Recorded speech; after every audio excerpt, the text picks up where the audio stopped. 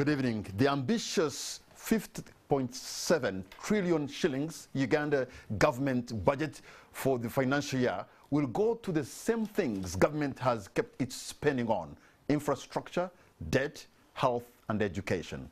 But unlike previous financial years, government now must wiggle through a growing funding squeeze forced upon it by global economic factors and the recent passing of the Anti-Homosexuality Act. Will the 25 trillion collected by URA be enough to meet most of government needs? Or will government get back to the borrowing market in search of money to meet its funding deficit? Tonight on The Spot, we probe the recently passed budget that was read today to the nation. And my guests this evening are the Honorable Paul Mara, Member of Parliament representing Otuke County, but also a member of the Budget Committee of Parliament. Also with us, we have Mr. Julius Mukunda, head of CS BAG, and we have Dr. Ronet Atukunda, who is the head of the Department of Economics at Makerere University Business School.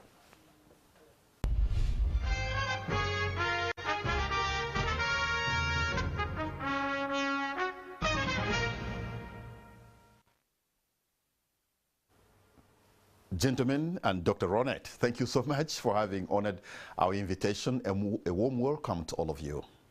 Thank you. Thank you very much. Let me begin with you, Dr. Ronet Atukunda, because you teach economics, not just anywhere, at the Makerere University Business School. In fact, you are even head of the economics department at that university.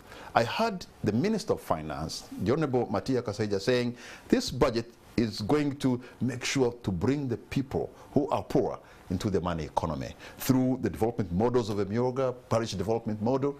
You're an economist. Do you agree with him? Thank you very much, Patrick, and good evening, viewers. That's an interesting question, especially since you specifically tackle Emyoga and the PDM. The PDM has been a very touchy point in this country, but I want to believe that those initiatives by government, Patrick, if handled well, can do exactly what Matia Kasaija is saying. The problem we have, there has been a lot of death in the wake of Emyoga and the PDM. And therefore, you do not blame the public for being wary. You do not blame the public for being jittery. Neither do you blame them for asking why we keep repeating what seems to be the same thing again and again and again. Expecting different results. Expecting different results. But the same public or the same noise has been made about the PDM, that why is it being slow? But then when the other programs were rushed, they crashed. So care is being taken. You find the president was in Masaka in a particular constituency, and the entire list was trashed, and the new one was they were going to pick the beneficiaries once again. So you find that, or in other areas, money is released, and then the command is given, don't give it to people, and people begin agitating. The money came, where is it? We are not receiving it. But then you have people who have a mentality that this money is a gift. They have a mentality that just give it to us. After all, they can't chase after us. What will they do? Dr. Ronet, I thought that we ought to have had some kind of a dry run, some kind of a pilot to be able to see how this thing is going to run, so that the mistakes that are done in a pilot can actually be corrected in the real thing. But now, no wonder when the president was in Masaka, he discovers a lot of glitches, a lot of problems that are affecting the project. And to bring back the ghost of Bonaba Gagawali, the ghost of Kulembeka, the ghost of whatever, to come in this very project that now we think is the real deal as far as the development mode of Uganda is concerned. Patrick, whereas a dry run is ideal, a pilot is ideal, maybe the Bonaga Bagagares were pilots enough. Maybe they have had enough practice on those ones, that they surely should know that there are some things, if you do them, it will crash again. So let me ask this. You seem to agree that if it is done right, it can actually be a development model for Uganda. If, for example, the people in Uganda, most of us are agriculturalists. They're going to, somebody is going to grow tomato, another one is going to grow onions, another one is going to grow entula. How does an entula grow and a tomato grow in Kaberebere, empower an entula, you know, an onion grower somewhere in Chawente? No, I want to believe that to start with, get them growing something. You live in a country where what percentage of our land is arable? A good percentage of it. So the very first thing is, why don't you get them to grow something?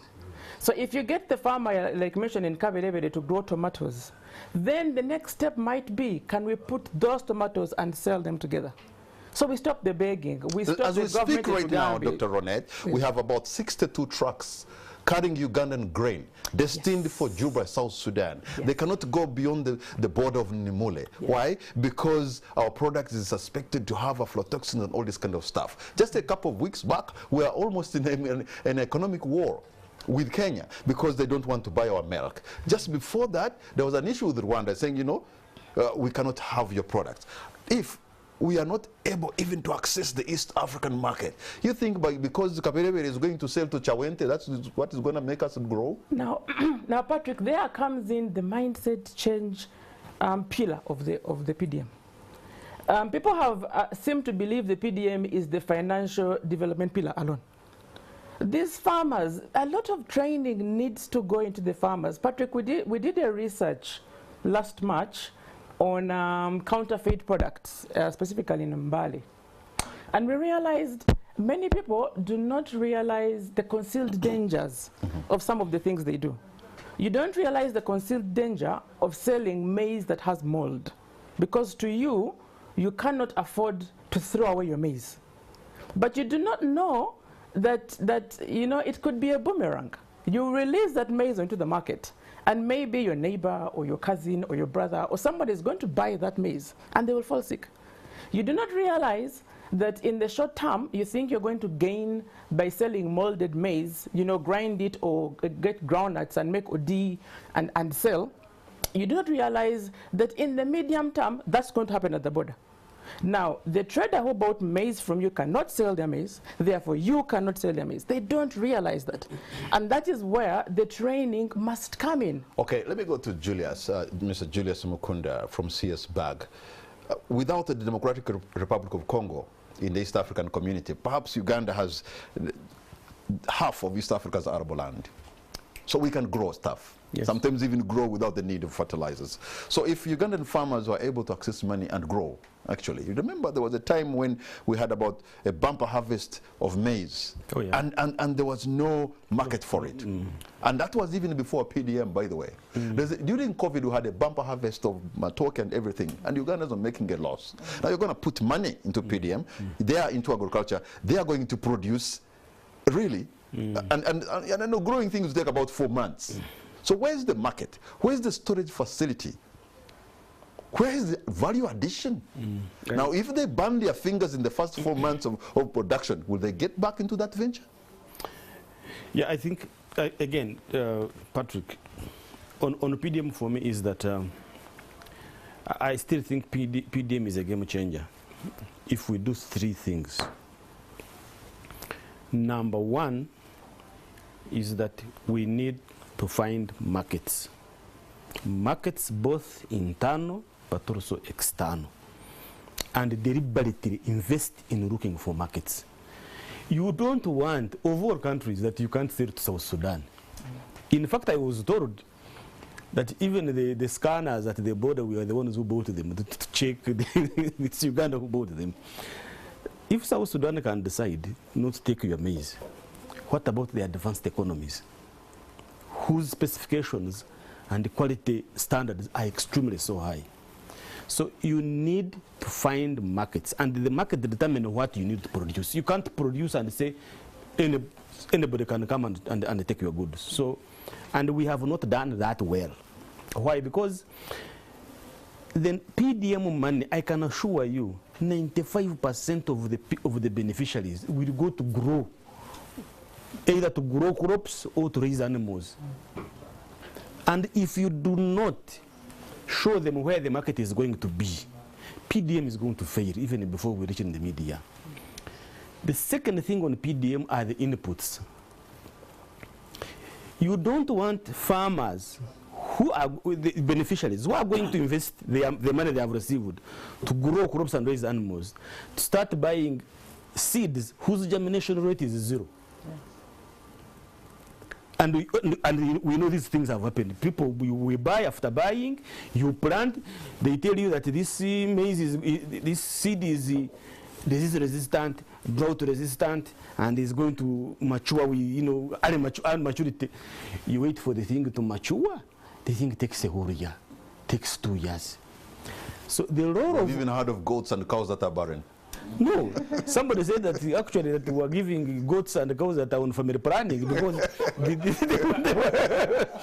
now they are avoiding each other. So the role of a regulator like NARO and the Minister of Agriculture must be put on spot that if Patrick is going to be a seed supplier, an input supplier, even include acaricide. I remember people were saying that the acaricide for spraying ticks, that actually ticks get fatter instead of dropping. Yeah, so like somebody tested that you could just spray on the tick and the tick would just come out like this. Yes, like that. and walk out so much. If we don't deal with that, PDM won't survive. People, they will grow harvest too much, and they will not get the incentive to go in for the next season. Lastly is the question of extension. Extension is about advising you that the environment has changed, the climate has changed. That please, you can't plant during the dry season. You plant when the rains have come. That this is the right variety for you for this particular region. But unfortunately, extension is also not giving the serious priority that it deserves. In fact, I'm told that next financial year, extension officers will get salaries, but not money for an annual wage to go around. With all respect, I'm even not very sure whether the skills that they have are good enough. And I'm saying that with, with a lot of respect. But now, that is a bit more of negative. But you said it can actually be a game changer. How? Very briefly. Before I turn to Honorable I asked Omar. my villagers, I said, if it comes, what can it do? Let me tell you what they told me. They said, for us, we are matoke growers. The only thing we need is to get a vehicle, get one of our sons, put him there, go and sell the matoke to Kampala. A bunch of matoke in our village is 500, 1,000. In Kampala, it is 30,000, 50,000. That's a deal cut. And that's the game changer I'm telling you, that if you have been earning 1,000 for a bunch of matoke, and now they are bringing back a toke, having removed all other expenses, they are giving you 20,000. Let me tell you, you will not be the same the next day. So you want, they would get the money, the 100 million, and buy one maybe vehicle. They say we are. Remember, people have different enterprise selection. Yes, because for them they are matoke growers. So you have people who are producing. Even the same parish, there could be different enterprises. Yes, people have got milk. We have people who are raising chicken, poultry farm. You have people who have the fruit farmers, and you can see that they are looking at the market bit. Honorable and Paul, for me, that is the game changer. All right, Honorable Paul, I know in your other life you are a banker, and you're good at that. Yes. You are a member of Parliament, you're representing Utoke, you are a member of the Budget Committee of Parliament, and money is coming to your constituencies, to your parishes. How are you advising your farmers to get into the money economy? Are they getting it?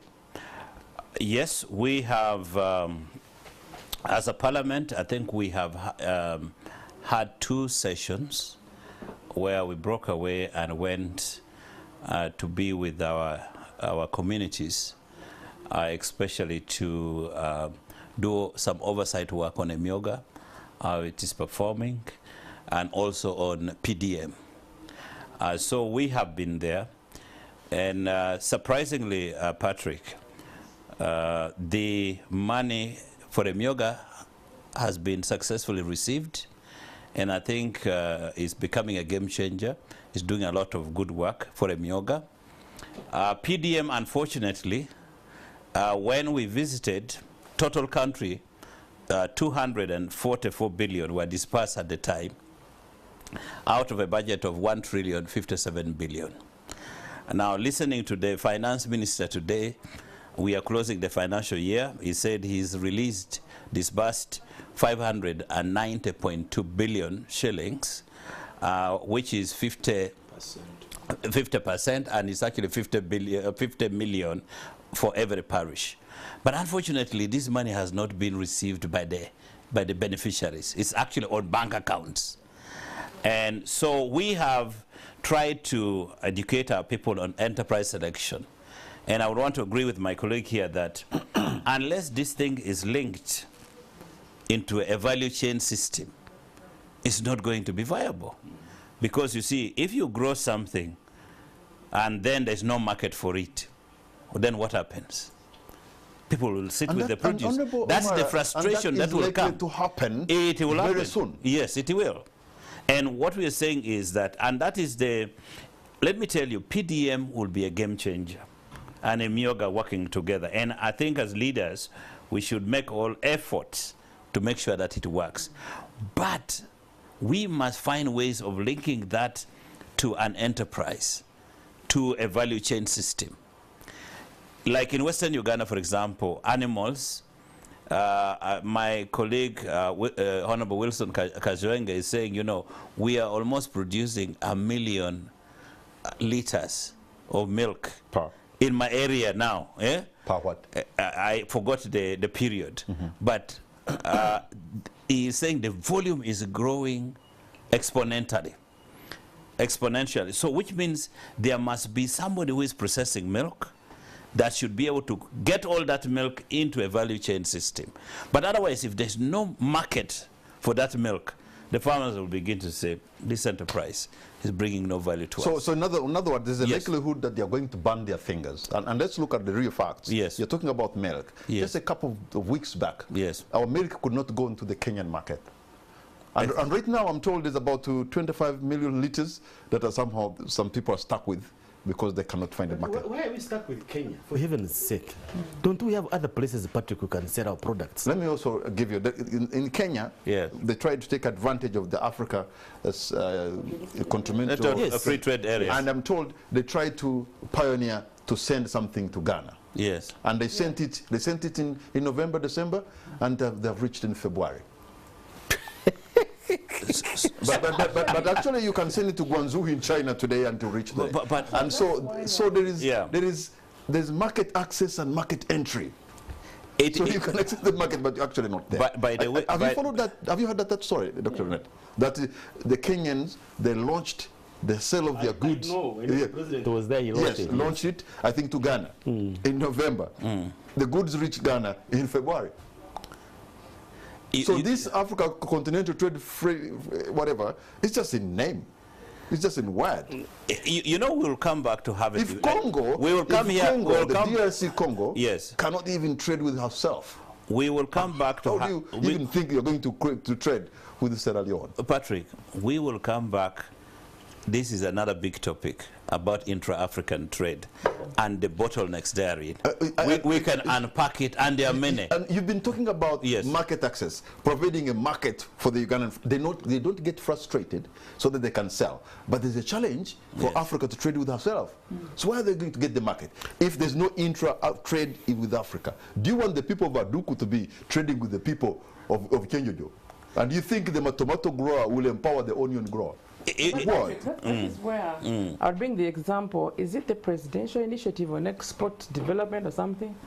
One of the things I think I read that they're trying to establish is air routes to West Africa, and especially for the sale of milk. Yes, it's one of the things we want to sell, because they discovered that last year alone Nigeria imported about 1.8 billion worth of milk. Yeah. And Uganda can actually serve that market. So they are trying to see if they can establish that. Of course, the question now will be how many people can afford air transport. So, and I am glad that one of the focus areas that Honorable Kasaija mentioned today was market access. Yeah. So maybe they've realized that the stage 2 in the PDM is you must be having the markets. So it's in somebody's mind. Yes, but this is Mr. Mukunda. The whole idea about markets. you produce for a market. Yeah. You don't, it's not vice versa. It's not you produce and then the market will find you. No. There must be a market. You produce for it. And that market will have a standard. Now, for you to access it, this is what we're telling government to do. For heaven's sake, we're a landlocked country. That's for sure. Among the things we need to do is railway and air transport. Now, we can't have a railway from here to Morocco to take our milk. No. The best choice we have is to ensure that we have an air cargo system that can take our products. But even recently, Sudan wanted the pineapples. And we could not take pineapples to Sudan, simply because the connection to Khartoum is not yet there. So strategically, one of the things I think we need to be looking out for, Patrick, like you rightly said, how would you sell your tomatoes and the onions to Senegal to I mean, it's impossible. But what you should understand, that if money is accessed tomorrow, the people of Otuke are going to grow. And the tomato will take a month or two, and whatever. There will be no market for them. Either you have to bring those tomatoes to Chamunanika, Bamunanika, or your China Mukaka. No, but you say that's what value chain comes in. If you have enough tomatoes, then you get an investor who's going to invest and process process it. And I think that is something that government needs to think about very seriously, that adding value, because let me tell you, PDM, it's because they have not invested the money. Come next year, January, let me tell you, we shall have a lot of bumper harvest, and we shall have nowhere to sell it. You will find that even a liter of milk is around 100 shillings, or a bunch of matoke 500 So shillings. you're a member of parliament, Honorable Mara. Yes. And Julius is bringing the issue of value addition. I've had the NRM government, and particularly President Museveni, talk about value addition for 3 decades. Yes. What is it that you think has failed value addition? Because the president has really sung the song of value addition, but there's no value addition up to today almost. Patrick, right now, Uganda has about 4,900, call it 5,000 factories. Really? In Uganda. Really? Yes. Okay. And unfortunately, they are operating below capacity. Yeah. That's the number one thing. They are operating below capacity. They are struggling. So we are not firing up. So production, we should actually come up to help exports. What the president was describing today about import substitution.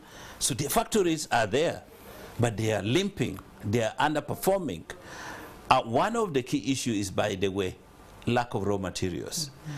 We, out of that 111 factories are oil seeds.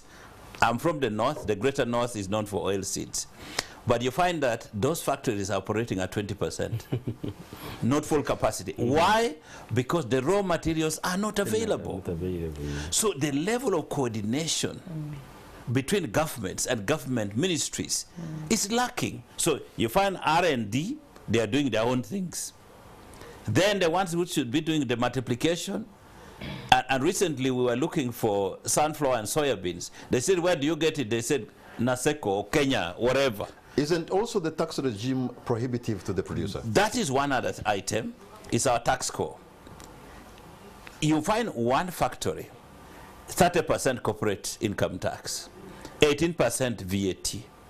On a particular product, you have like a bottle of something, 200 shillings, sales tax. Then you have pay, you have a multitude, then excise duty. So you have a multitude of taxes on one company, on the same product. So in this one product like this, you're paying taxes on this one product. So the question is, if you go to America, for example, you can't find that kind of thing there. Companies have space to really expand, employ more people, and then you can do indirect tax and collect your money. Okay. So tax system, and then the other one, of course, is the cost of electricity, where we are paying 8-point-something cents per kilowatt hours. And for me, that's my pet. But we should also realize the fact that when we go to the Ugandan supermarket today, there's quite a number of Ugandan products. There are quite a number of Uganda products. Factories. And that was not the case about 20 years back. Of course, we were actually a supermarket of Kenya. Make no mistake about it. We are making we are making progress, but our products we must accept are still of low standards. Some of the products in those supermarkets are not branded. They are not certified by UNBS. And I think there was a time which was given to them that for you to bring your products into the supermarket, you must have a certification. Yes. Okay. Yes. Gentlemen and Dr. Ronette, we're going to take a break, and on the spot, we'll be right back.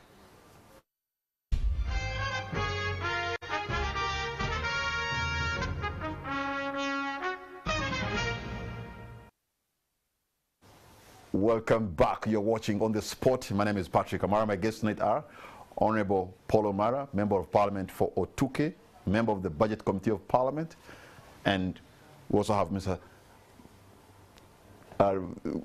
Dr. Ronette Atukunda, Head of the Department of Economics at Makerere University Business School, and Mr. Julius Mukunda from CS BAG, and we're discussing the budget for 2023-2024. And now I want to look into the issue of debt.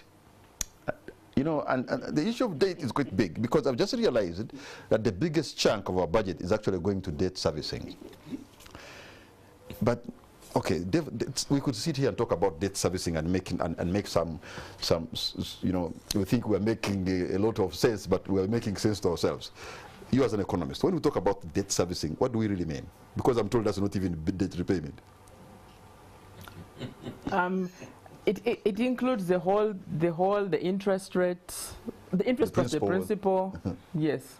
Okay. So now, how do you prioritize? I know borrowing money is not bad, but the problem I've seen that we are borrowing money, the execution of work, the implementation of the projects is wanting. To borrow the words that the president said, his verbatim was, some of the money which was borrowed was not needed. Then he said we should reduce borrowing or not borrow at all. Yeah, that was actually, those were his words. Yeah, exactly. so speaking for the layman, you already see the problems. If the president himself can face us and say some of the money which was borrowed was not needed, then we have a big problem on our hands. There was a classic example years back, money borrowed to build a tourism school in Jinja, I think from the World Bank. That money stayed on the Uganda account for almost 8 years and the school was not being built. And yet it was attracting a lot of interest, and the Ugandans are paying. And there are many projects that are done on borrowed money. You know, execution up to completion is done either wobbly, or is done beyond the time they have put, or the project cost increases midway. What causes that, and how can we avoid something like that? Before I come to you, Honorable Man. What causes that is I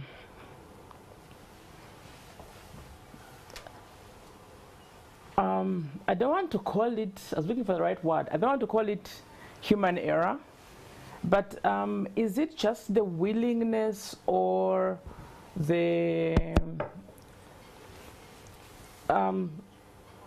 follow-through, the supervision?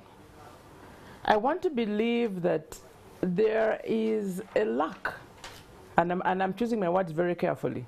There is a lack, or there is a laxity by whoever is following through with those budgets to bite where they need to bite. Now you're talking about Paul Omara, because one of his jobs is actually what? Oversight. Forgive me, that's the word I was looking for. Oversight, yes. And that is just right in your docket, Honorable. If we were to borrow what happens in Rwanda, where a project is begun, and the president is going to call the minister or the MP or whoever is meant to, let me call them the contract managers, and he is going to say, we said by June we should be here, what has happened? And if it is not, they can bite, they can fire. So I want to believe there's a bit of a lack of a willingness here. So you are in charge of the oversight role and many other roles. Yeah. Why do we have to borrow money to do a government project? That project is handled in a wobbly manner, and the deadline is extended as well as the cost, and we never get value for money. You know, Patrick, the way government runs, the president appoints ministers. And the ministers then use the delegated authority to conduct affairs of government on behalf of the president. Today, I was actually shocked, but also pleasantly though, where the president said, I have decided that these economists who have been running this country for a very long time, they have duped me. I have decided now I will be the one to approve every single loan, because some of these loans had delegated to these people, but I have realized it's not been right. So my question is, we have seen some of the projects, Patrick. They are about, you know, a multiplicity of projects. But the issue, totally. The issue is not about signing on the loan. Yes. The issue is effective execution of the job. No. Because he wants to do that himself. There are two problems. One is that some of the loans that were procured were not necessary, number one. Should not have been brought into the country. But these people allowed it to come. Number two. But what do you mean these people? You are members of parliament. No. These are, this is... Can Uganda borrow without the House? You know what... The House accepting it. You know what the president said, the neoliberal economist, which means he said it has been a long time. I think even when he came to power, he started coming along with them. I was not there. I'm just 2 years. But 2 years in parliament. No, in the statecraft that you understand. Yes. Because you want our listeners to understand. Yes. Is the government borrowing money, or, yes, or whoever it is working in the civil servants without you as members of parliament? Of course, parliament has been approving these loans for a very long time. So and the question, but you see. So why are you approving loans that are not even required? Please, let's take it slowly.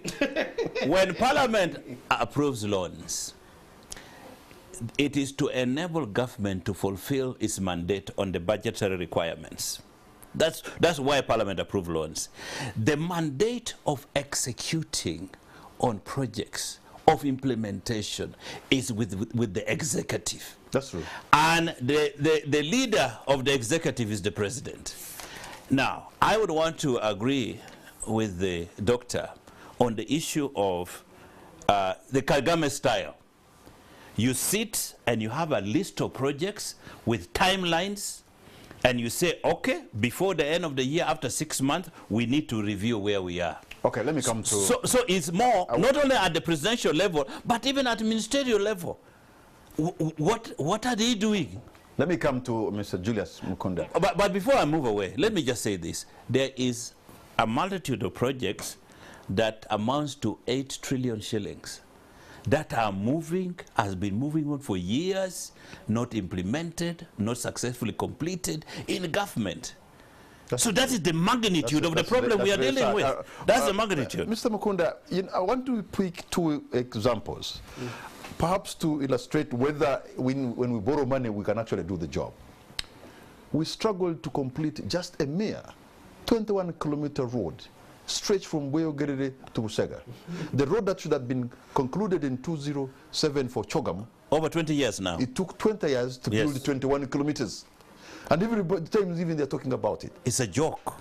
And there's a big joke. In 2016, there was a launch of the standard gauge railway with the presidents of East Africa and Munyonyo in that picture. Yes. Up to now, I haven't seen a meat of the standard gauge railway. So if we talk about these things, can we actually believe that these things are going to be executed? As of today, Karuma Dam should have been commissioned to give electricity maybe 4 years back. And that is maybe our biggest development project if you remove oil. I mean, this is a joke. No, I would take it. On the spot. No, somehow this is also his project, his budget, because stop that. When I ask somebody to hit straight, I just go to that. No, I think for debt, this is not a problem of today. It has been a problem which has been the people who have been seated on it for quite a long time. the things that are manifesting up today are the things that have been, we've been mismanaging them for quite some time. Yeah. And I think the current pay system really has a very big challenge, really, that you are on a ship that really was actually sinking, and that you are trying actually to salvage it. I would give you a few things where we are, and for that really is that I'm glad also, by the way, that the government really now, even the minister, even the president is like, this thing is really, they are red lines. What are the red lines I can tell you? Number one is that our lack of capacity to absorb money. We have undisbursed loan of 15.5 trillion Ugandan shillings. Please explain that. It means that we signed off loans equivalent to 15 trillion Ugandan shillings, but we can't use them because I don't know the reason, but we lack of capacity to use the loans. We try to chew off more than we can bite. More than we can bite. That has led us to pay around 395 billion Uganda shillings on commitment fees. Commitment fees, according to Auditor General, is the fine you pay for not using the money you So wait a minute, we have borrowed money, about 15 trillion. Yes. It is somehow on the Ugandan account, and we are not using it. Yes. But we are paying commitment fine almost every year or every month. Yes, and that is the problem. That's now. voodoo economics. Now, that's where all your roads are that have that's grid economics. That's where all your roads are and all these projects. So that is what we are having in terms of debt. The other part is when he said we borrow the things we don't need, and I think we get into trouble. We have cash constraints, and then we run out to borrow. Because last financial year, we borrowed 4 trillion for operational purposes, and that is dangerous. We should be borrowing for development projects. Yeah. You can't borrow for salaries and the rest of it. Look for, because you have the figures more than we do, I want to know how big is the debt repayment, and then what is the gap between that item of debt repayment and the next issue, that the second biggest area where we're spending money, so that we see the difference. The difference I can actually give it to you now is that you have 52 trillion. And the parliamentary report is very clear on the first call on the budget, that they have calculated and said out of 52.7 trillion, 27.2 trillion is actually on debt payments.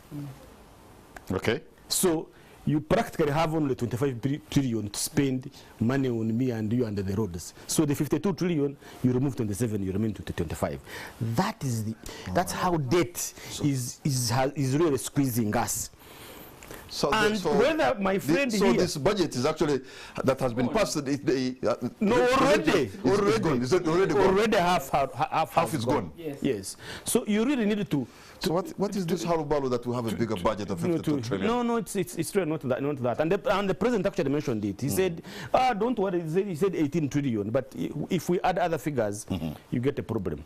But I'm glad that I'm seeing some efforts really to address this. Because, for example, I am seeing Minister of Finance right now has put in place an integrated bank project. And basically meaning that to avoid the issue of delays.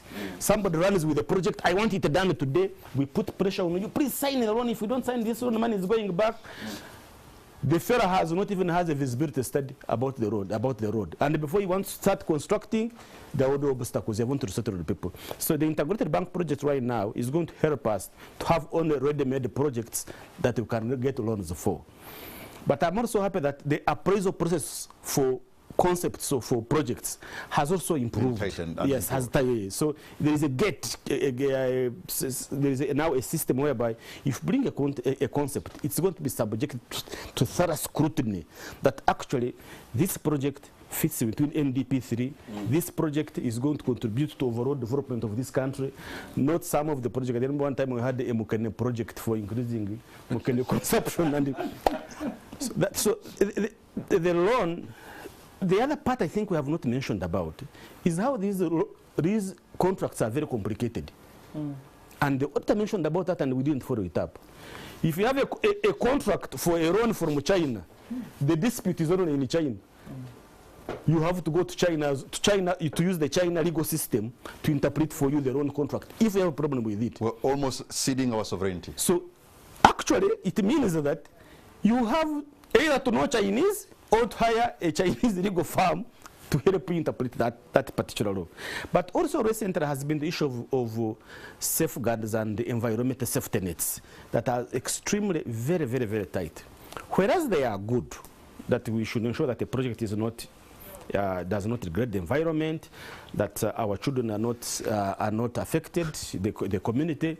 I think we have also taken advantage of that. For example, I know of a project whereby government had actually compensated people to move away for a project. And some fellow came and said, they are paid little money. You go to World Bank and complain. And the project has now stalled. Talking about compensation, we want to build, yes. Government wants to build another expressway from Kampala to Jinja, and also to build the railway line. Yes. But then it appears that we are compensating people. The cost of compensation. Who are the encroached. Yes, on the encroachers. land. And let me tell you. I don't know how it is, but because if they're going to use the same railway line to turn it into a standard gauge, then how do we get into compensation? How do we get into compensation for the railway line that was there since the 50s, since 1902 of the Uganda Revenue? No, we need to be very strict, I'm telling Patrick, you. Yes. There is, we need to just pass a law that should indicate that if you intentionally build any infrastructure, whatever, within the road reserves as defined by the law, you will not be compensated. And do you know what is happening? Do you know what is happening? During the Chogam time, that road from Kampala to Entebbe, people were compensated. But you see, when actually construction started, they started afresh, as if nothing had happened. So, and when people hear road is going to pass here, or this road is going to be expanded, people then come and build on road reserves. And then we compensate them. In most cases, who even has the knowledge and the information first to know where the road is going to... The corrupt people in the ministries. They tell people, there's going to be a project here. Then people, there are oil fields in Bulisa. Then people go and buy big chunks of land along those sides. So that when government now goes to do work, you find, Omar has several hectares. Okay, let me turn to something else here, yes. and Dr. Ronait, because sometimes, you know, you will be sure, like night follows day, in this very budget, in the next 2-3 months, they are going to come to Honorable Paul to ask for a supplementary budget. But even on supplementary budget in areas that shouldn't need them because there's no disaster, there's no what. I mean, the lack of the financial hygiene, fiscal discipline in the country can cause us trouble. How do we avoid this? Okay, how do we avoid that? Because I can, the biggest culprit is State House. Like you've rightly said, supplementary budgets are, they border on indiscipline, really on indiscipline. Especially when you bring supplementary budgets for things like salaries, for things, I mean, you're told to budget. Tell us how many employees you will have. Tell us, and then they are accepted. My thinking is that the oversight role, once again, we need to get back to the oversight role. He mentioned the ministers who are appointed to do things on behalf of the presidents. It should begin from there. It should begin from the different agencies of government that are spending this money before we come and blame finance. It should begin from there. And then when it comes to finance, like I said before, they should be willing to stand their ground. Although when the more supplementaries are coming from State House, then probably there's a problem on their hands. But I believe the oversight role of the financial officers, it should begin at that point. If somebody has budgeted, if somebody has come up with procurement plans, the same way they are now scrutinizing when it comes to projects, we need to be a little more strict. When actually a supplementary budget is required over a disaster that has stricken anywhere, then it becomes even difficult to get that money. Yes, but you see, supplementary budgeting has been misused. Yes. And I think she's right to say misused because it must be unavoidable to ask for supplementary budget. It must be unpredictable, unforeseeable. And it must be unabsorbable that you don't have enough resources to do that. we've been doing analysis of a number of the supplementary expenses, and we found out that actually like only 10% of what they bring to our members of parliament can qualify to be a so supplementary the question expense. is, Mr. Julius Mukunda, you are sitting with the Ministry of Finance officials in the budget framework paper and all this. You get to know all these things earlier. You are good at these figures and giving ideas. Do you get a sense of frustration that sometimes recommendations are never taken No, serious? what is happening actually is that I was just asking him. I've seen improvement in supplementary budgeting. Okay.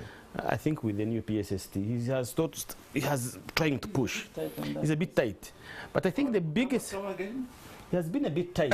No, this year, this ending financial. I know, I know. Because the last financial Mr. Ramadan Gobi is an economist. Yes. He means well. He's trying his best. This financial year. Can we stick with the facts? This financial year, Ramadan brought a supplementary budget of 2.9 trillion.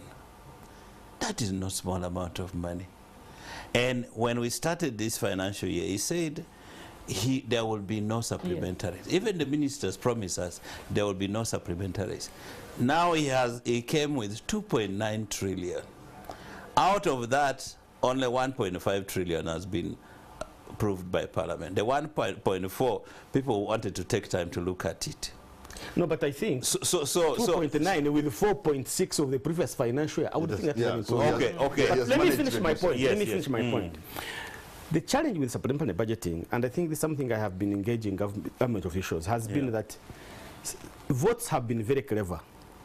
If you budget for your core mandate, it is going to be difficult for you to get supplementary expense.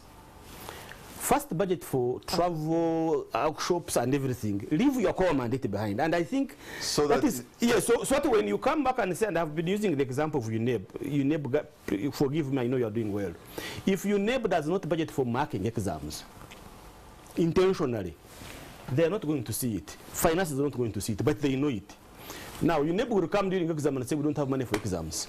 Everybody will be rushing to look for money for marking exams. It's something you cannot because jump.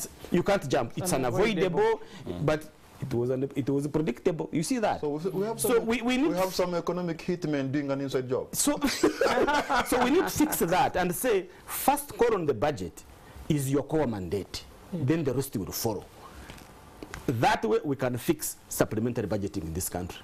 Who ask for a supplementary budget for salaries and pensions? Like for him, if that is not competence, incompetence. I think that point is made and point is taken. I want gentlemen and Dr. Ronette to move to another issue because we're going to be looking on how we can mobilize resources locally.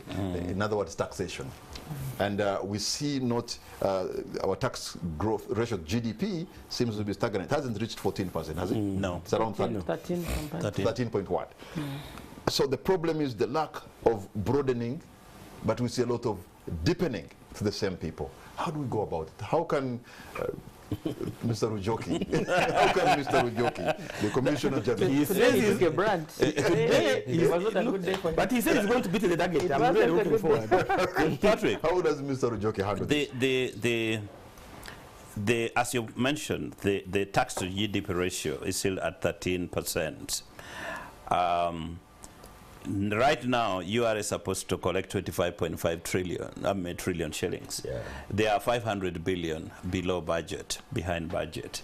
Now, we have projected... They are half a trillion below budget. Half a trillion below budget. We have projected that they should collect 29.7 trillion shillings in the next financial year. And what was the last target? 25. 25.5. So for a people who failed to hit the target of 25, now we are taking them 29. 29.7 trillion. They said they will hit it, by the way, for information. The speech is very clear. They said they are going to hit 25.5. Yeah, so I'm optimistic. Yeah, but even that, how do you get that remaining when they also say they will hit 25? So Patrick, they say they will not. Patrick, allow me to answer the question. Yes, sir. How do we broaden our tax base? Because the minister said at 29.7 trillion, we would be at our tax to GDP ratio would be about 14.3%, which means we are making progress in the right direction, going to 16, maybe 20 in the end. But the big issue is, shall we get there we are deepening, as you've said, but we are not broadening. I had, in various fora, proposed that if you are having wealth, what I would call wealth tax, I will give you a quick example. If I take 200 million to open a factory for cooking oil, I will be paying VAT on a liter of cooking oil. I'll pay a sales tax of 200. The employees will be charged pay as you earn. There will be excise duty. Pay as Johanna. Yes, for the staff, because I'm employing people. But if I were to take the same money and go and start a farm in Otuke, and I put 1,000 heads of cattle there, and I bring all those cows to Kampala, I will just pay a few road tolls. I will not pay any tax on it. Wait a minute. Are you suggesting that the people who have cows in the cattle belt are actually making money and evading tax? Like my brother Julius here, they are making money. They're not being taxed. They are making money on cattle, and they are not paying tax. It's unfair to the country. You're not going to be a very popular man. No. The questions of your friend Wilson Kajwenge. No, Kajwenge. I have talked to my brother Wilson Kajwenge that let all of us, and by the way, what the president was saying today, the president was saying 13% tax to GDP ratio is unacceptable. It's embarrassing. It's embarrassing. And the reason why it is at that level is because majority of Ugandans who qualify and should be paying taxes are not paying taxes. And we must be ashamed of ourselves, because now everybody, the debt burdens that we are talking about, you know, it's actually 21 trillion. In fact, the president needs to do a debt rollover for him to come to the right numbers. That the figure is much bigger. And when you look at the liquidity ratio, which is a percentage of your loan repayments and interest versus your domestic revenue, it's almost reaching 70%, which means you literally don't have any revenue in a space. But gentlemen and Dr. Ronnie, unless you were to borrow. Appreciate Yes. that the debt burden, yes, we are heading to debt distress, I suppose. Probably we are doing better in the region than most countries. Oh yeah. We are doing well. We are doing well. That's one we should remember. No, but somebody said, why do you want to compare yourself with? Exactly. It's like somebody saying, I have lighter COVID than my neighbor. You have COVID. You have COVID. And at any point, you don't know the point at which yours might flip your neighbor. So what proposition would you give, Dr. Ronette, in terms of to try to formalize the economy so that the taxman can be able to see them? How do you help people who are informal to become formal? What incentives do you give them so they grow? And when they grow, then you can tax them. What can be done there? Maybe that is where we're going to roll back to the PDM. I am not just trying to be a herald of the PDM, but I think we're going to roll back to the PDM. And the gentleman bring in a very important point. In my village where I come from in Ngezi, they call it per diem. So that is dangerous.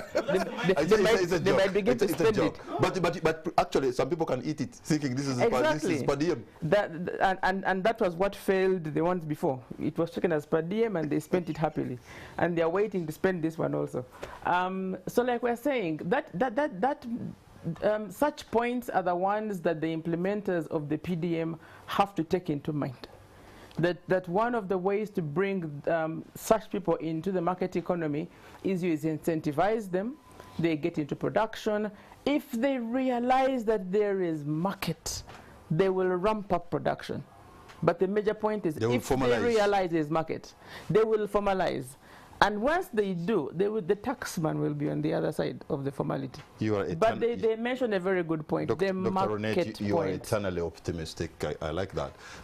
No, but like we've mentioned, it's a strong if I know. But the fact that we have had so many programs failing, nobody wants to see the PDM fail. All right. I suppose, Mr. Julius Mukunda, for us to grow our economy, we need to attract foreign investments, right? Yes. But what do foreign investors need to see for them to get attracted to a country and invest? One thing I would think, as you add, is to make sure there's political stability long term. Yes. To make sure to know that, well, there's even smooth transition of power, because if they're going to invest here 30, 40 years, to know that there wasn't be this isn't going to be this kind of thing of protest and people are tear gas, or even the respect of rights, including minority rights and the rule of law? Are we good enough under those parameters? I think to attract investors, number one, investors, tax exemptions come at the bottom of the things they need. You are right, peace and security. And sometimes we take these things for granted. And I remember one time the professor was telling me, if you think peace is not important, you go and grow coffee in Somalia and you see whether you will get the money from there. So we have peace. Peace and security, which I think we have. Really. Peace It's not the... I mean, if I want to compare myself with South Sudan, with Somalia, with Northern Sudan now, I would say really, relatively, we're a peaceful nation. The second important part, I think, is power and electricity. You want cheap. The cost of doing business must be low. Power, transport, issue to deal with credit, all those must be low. But also, yes, the core issue of taxes. You know, when he's talking about these numerous taxes, we might take it later, but it seriously affects the cost of doing business. If you pay 30% your corporate tax, and every product you're going to produce, you're going to pay VAT on it. You're going to pay sales tax on it. You're going to pay workers. Remember now, NSSF is saying every worker in your factory or in your program must pay NSSF. All that is the cost of doing business in this country. Registration we have improved because UNABS at least has provided these things online. You know, usually you would want a certified document, it would take 3 months. Now at least it takes like 3, 4, 5 days and you are able to get it. We need to work on electricity to make it a bit more cheaper because it's still very expensive. The legal system is very important. And I was just we're talking about friends, the harm case, for example. Yes. It has taken how many? 3 years. And it's not resolved. They have sent it back to. And that's one of the powerful cases. But I'm told that the judiciary is stuck with almost like 7 trillion, I think. Huge amount of money on commercial. On commercial cases. So if I'm an investor and it's going to take me a year to resolve a case, I would think twice because I need to ensure that I have a good legal regime that can be able to address these legal disputes. So this is something I think as a nation we need to work on and fix the system very quickly. And lastly is the issue of corruption. If I'm going to pay my way for every step of the way to get what I want, definitely that one will discourage me as an investor. Because remember this money, I'm coming in with a huge amount of money to come and invest. So if I find that the system is too corrupt, definitely you don't want to. Sometimes our president is overworked. I suppose he means well for Uganda and he works hard for it. But for every investor big time, and somehow to take them to the president, can't we sometimes conclude these things using the MDAs, ministries, departments, and agents of government, so that you don't have any potential investor must first go and see the president? After all, I hear some people even take some commissions to be able to take you there. Isn't that a problem in the system? I think a good benchmark, I'm told, is Rwanda, where you can register your company in almost a day. If you are an investor, it will take you less than a week. You will have all your papers done and you will be able to... You know, I have a problem in thinking that the Rwandan model is actually working, and this is the reason, my reason. If you go to any of the border points, whether it is Chanika or Mirama Hills or Kagitumba or Katuna, chances are that you're going to see more Rwandan nationals from the Rwandan villages coming to live or look for opportunities in Uganda. Not even in Ugandan cities, in Ugandan villages. You are not going to see somebody from Otuke, from Kapchorwa, or from Chenjojo going down in Ruhenjeri or going down in all those villages looking for opportunities. What does that tell you? What does that tell you? Patrick. Where is the traffic going? Patrick. If that's the shining hill. No, what I'm talking about is the legal regime. In terms of the process, in my view, it should translate where people can find employment, where people can find opportunities, can stay in their country. Yes, they are. But if you, people, you're attracting investors. you attract investors. Yeah, you attract investors. And that's what Patrick, you've asked the question. Allow me to answer. You're answering your own question. So the Rwandan legal system, the turnaround of documents, that's what we are talking about. The turnaround of documents is so fast because there is less bribing of people. The system does not allow you to stay behind with documents and look for bribes around. The system is well defined and there are checks and balances. But ours, when you come, instead of doing your papers and do it very well, others still want to take you to the president. What my question is, yes. what I was saying is that after all these things, the investors are welcomed very fast and yes. business are set up. What explains that there's more traffic from the other side to here? Not even in Kampala or in Mbarara, but Ugandan villages to look for opportunities. No, let me answer the question. What explains that? Patrick. No, I'm not saying the investors. Because Uganda seems to have to provide them more opportunities at the local level than the other side. Probably have not. The investors you're talking about, we are not talking about villagers. We are talking we are talking about real people who are bringing millions of dollars. Exactly, here. I have understood that. Yes. When people bring in money, real investors bringing money to a country, they employ locals. Yes. So that should have translated in employment where people do not have to get out to look for opportunities in another country. Patrick, that is diversionary. Let's deal with our issues here. Here, and let me give credit to the Director General, I think, of Uganda Investment Authority. They have made milestones now. And they have tried to turn around. If you go now to get an investment license, they have worked modalities to improve on it. So if you go to Uganda Investment Authority now, you are most likely going to be helped quickly because they have understood the vision of ensuring that the investors who come into this country get a quick turnaround time so that they can invest money here. But what is this thing where somebody is coming, he has to be taken to the president? You know, the president should be the last resort if there are bottlenecks. So people run to the president because of some bottlenecks. Okay. And this is something that we must confront. Really. And also I think for me is, these are things we can do. I went to Uganda driving license. Oh, wow. I timed myself. I entered, I put a timer. Yes. I got out the driving license after 29 minutes. I was asking myself whether I'm in Uganda or something has happened. Yes. Simply because this is a team that has understood the importance of turnaround. That if you do not improve the turnaround, you are likely to cause yourself problems. Yes. So I ask myself, why doesn't all these other agencies, Passport office, for example, Passport, go and ask what have you done to provide a driving license within 30 minutes, and then you are done, and then you walk then you walk away, and you walk out.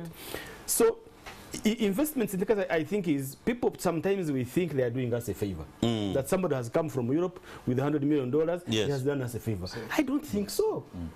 Somebody has come, he wants to make money, and he wants to go out. So it is up to you to ensure that you provide a conducive environment. So that as he brings the money here, you tap up to the benefits that they have brought up. And that's why I have been very vocal on the tax exemptions. Because somebody comes with tax exemptions, with his money, we give him the tax exemption, but we never follow up to say, okay, guy, you promised us to employ 100 people. You're supposed to produce 10 tons of goods and services. But at the end of the day, now you're becoming chapati sale. And also the kind of employment.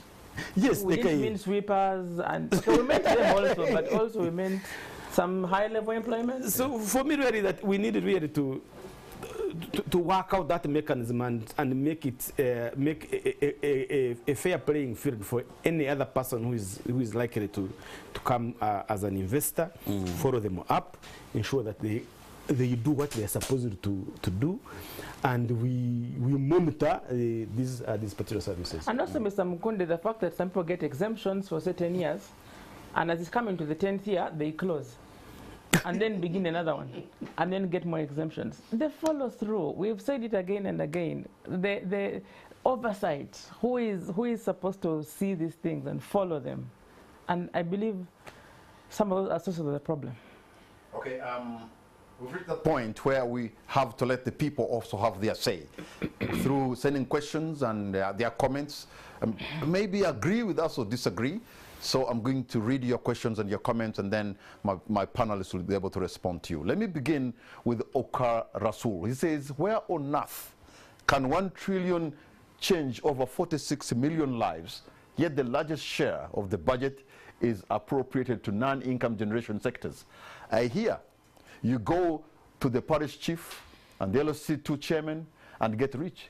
Very misleading mobilization on many media platforms, including, he says, KFM. Okay. Leah Bethel says, corruption is too much in Uganda. This budget will only be beneficial to Ugandans if corruption is fought with heavy punishment. Most government officials are corrupt and they aren't ashamed about it. A new approach to fight against corruption must be approached. Thank you. Freddy Vyakatonda, you said the budget fails to effectively address socio-economic concerns.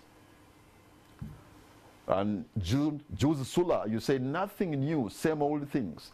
The hospital, roads, schools, and other necessary infrastructure won't be worked on. The teachers, health workers, and security departments will strike over salaries, and economic inflation will increase.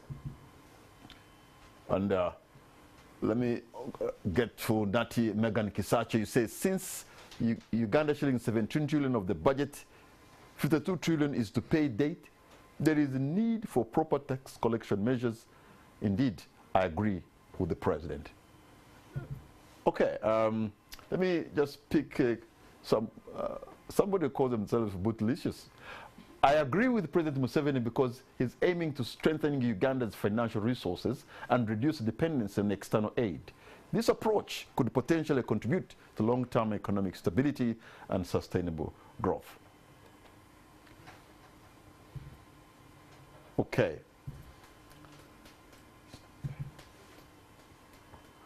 All right.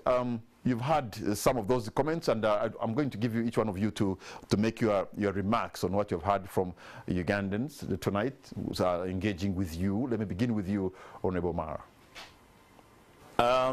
Thank you very much. I agree that a huge part of this budget will go towards recurrent expenditure, which is basically salaries and some of the non-wage items. So the development budget is basically a small component of that budget, and a huge part of that money, as already the president has indicated, 17 trillion going towards debt repayments. So it is a big problem. Corruption is endemic. Is something that should be confronted by all of us, and if we don't do it, it will lead to a much bigger problem. Somebody said nothing new. I think there are a few items which are new. PDM is new, where government has allocated 1.1 trillion shillings as additional money, plus the 509.2 billion which has already been disbursed, which are on the accounts. If you look at that, it will be 1.6 trillion going to our local communities. I think if it is fully implemented well, it will have some great impact in our communities. All right, thank you so much. Mr. Mukunda. I think I'll talk about corruption from the perspective of how it is planned. You know, we plan for it, put it in our plans, then we provide resources for it, and then we take it to Parliament, it is legislated and appropriated, and then we execute. Then the Auditor General comes and does the audit, and actually he gives us a clean audit. That's the level of how corruption is. Because today, in a government department, this bottle supplied by one supplier is going to go to different departments at different prices. Yeah. So Once I buy this about 10,000 and that's it. Nobody's going to question about that. Secondly is we have no service delivery standard in this country. To say the government of Uganda will buy a water bottle of this size. For example, that the government of Uganda will only buy this type of vehicle of this kind of caliber. We don't have that, and that leads to leakages. So as long as we don't put a price list and say the government of Uganda this financial year will be buying photocopying paper at this price, and actually market price, by the way, not to distort the market. If we don't put that, then you end up having this, you know, somebody, I didn't know that in government you can buy Mercedes-Benz, for example. I mean, you buy, because it's open that you can use tax to buy Mercedes-Benz, a very expensive car. Yet, this is a luxurious car. It's a luxurious car, and yet same pickup would definitely take you to the same place, but at a lower price. And that's why I think I need to see Honorable Mara's Gazola when you get out of here. That's where the leakage, Patrick. That's where the leakage probably is. Probably sharpshooters. Yes. But Dr. Ronate, I will address the issue of how can 1 trillion bring people out of poverty. It will be good for us to know exactly, or to keep remembering exactly for whom that financial development pillar of the PDM is addressed. It is not for 47 million people. It's for a particular percentage of people. 39%. 39% people. And then you ask only 1 trillion. Yes, 1 trillion might be small, but how much money do you think you can hand somebody who has been living in abject poverty and expect them to do a business without getting them probably to faint because of the amount of money you're giving them? You know, you must realize that these are people who have had either no business or really small businesses. So maybe they need to grow in how much money you give them. Unless this person was alluding to the fact that many more should be held at the same time. But a lot of money has been given and it has failed. So probably, there might be baby steps, but they are steps. Okay. And then proper tax collection measures. URA has really been beaten today, but I want to believe that they are trying.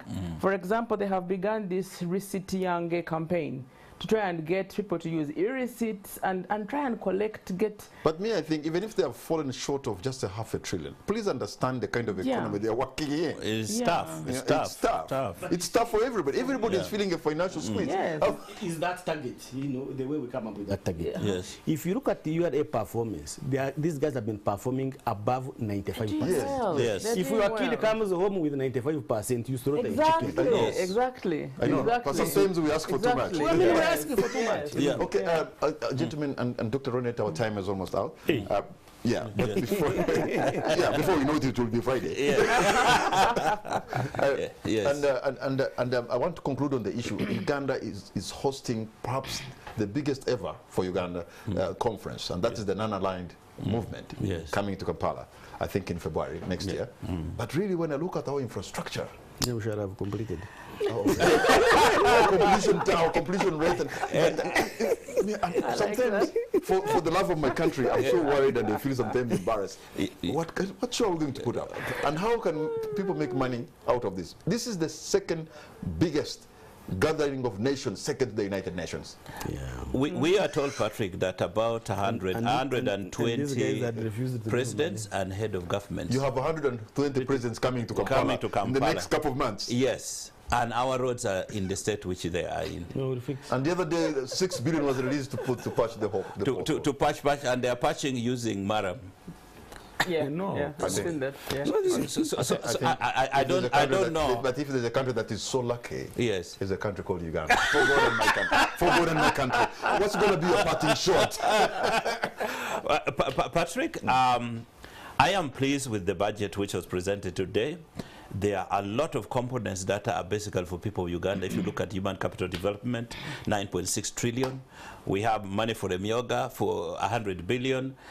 Water, you know, for agriculture, for commercial agriculture, and 4.6 billion for, you know, infrastructure, including standard gauge railway and basically patching up our highways. And about 2 trillion, by the way, for World Bank to do our Kampala roads and so forth. I believe there are components of this budget which will go towards supporting our cause as a country. I think my appeal is to the Ministry of Finance. Please release the money. Find ways. If we are going to borrow, let's work in tandem so that that money is available and we fund this budget line which was read today. Otherwise, it will be another very nice story that we had. Julius, your parting short. 2 points. One is something so exciting in the budget speech, that next financial year, we are going to start buying government bonds and treasury bills using our phones. Yes, money, mobile money. And I think this is a very great opportunity for even a It's villager. called debt deepening. Yes, you have to buy a government bond using of 10K, not of your billions. They have been putting bonds of billions. Now you can buy of 10K, 5,000. I think that's very good. Ugandans will be able to cut for. The last one is... I hope they don't start forfeiting when we're... No, government pays. The last one is fellow Ugandans. I just want to look in this camera. That budget is not for Mr. Omara, the politician, but is for me and you. That health center is for me and you. That primary school is for me and you. These politicians will never take their children to UPE schools, to these health centers, or using our boreholes in the villages. Make sure you are vigilant, demand accountability that these service delivery units are functional. Dr. Ronette? My parting shots would be, I am glad in the budget about the emphasis on market access, because to me it ties in about 3 other areas under the full monetization, including if you find markets, then you will have tackled the commercial agriculture part. You will have tackled industrialization, because all these do need markets. And most importantly, like has been discussed again and again, the PDM. The PDM will be helped a lot once we solve the issue of market access. Dr. Ronette Chikunda, Head of Economics Department at Makerere University Business School, thank you so much. Mr. Julius Mkunda from CS Bag, thank you. Honorable Paul Omara, Member of Parliament Otuke, Member of the Budget Committee of Parliament, thank you so much for the time you have given us. You have added value to our platform. You've been phenomenal on this subject. But most of all, you, the viewer, I want to thank you for the privilege of your company. I know this country means well. We have good people, we have a good country. We have resources, yes. There's a lot of money to serve our needs, enough money to serve our needs, but perhaps there isn't enough to serve our greed. Good night, and God bless Uganda. Really?